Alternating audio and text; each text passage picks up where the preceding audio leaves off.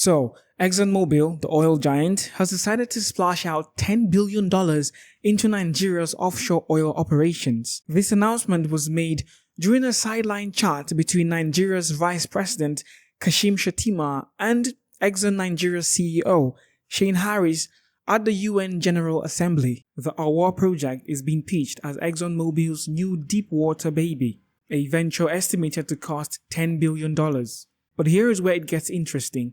While ExxonMobil is willing to pour in all this money, they are simultaneously asking Nigeria to sweeten the deal with favorable fiscal agreements. In plain terms, they want Nigeria to cut them a little tax break. It is a massive deal that Nigeria desperately needs, but are the conditions a little too cozy for ExxonMobil's comfort?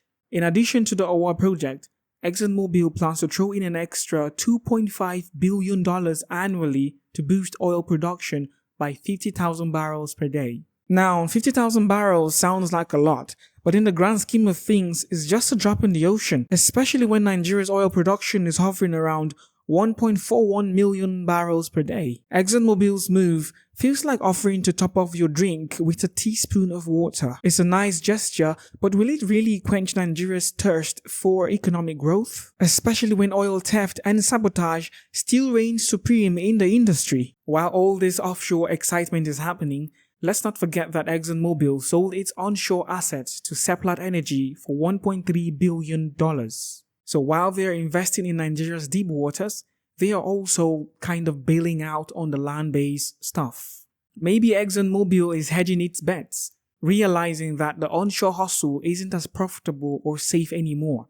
So why not throw their hearts into deep water oil, where pirates are less likely to show up? Now, on the Nigerian side of things, this $10 billion is no small change. Oil accounts for a massive chunk of the government's revenue and foreign exchange, so any promise of increased production is like music to their ears. Nigeria has been struggling with oil theft and regulatory uncertainties for years. In fact, it's been 3 whole years since Nigeria passed a law to fix these issues, but the oil industry is still bleeding money. So yes, any investment is welcomed, but at what cost? Will this ExxonMobil project transform Nigeria's oil sector, or is it just a shiny new deal with the same old problems?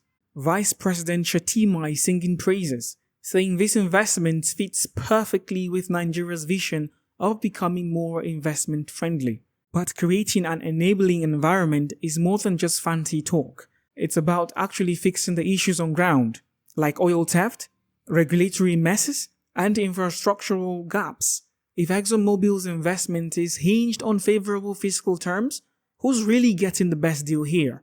If ExxonMobil gets its tax breaks and fiscal deals, they'll walk away with billions while Nigeria continues to grapple with the underlying issues that are crippling the sector. They are smart. It's the oil game. High stakes, big money, and the house always wins. Nigeria could benefit greatly from this investment if they play their cards well, but knowing how these deals tend to work out, ExxonMobil might be the one laughing all the way to the bank, while Nigeria's oil industry continues to tread water. Let's get your thoughts on this, and like and share this video. Subscribe also. See you next time.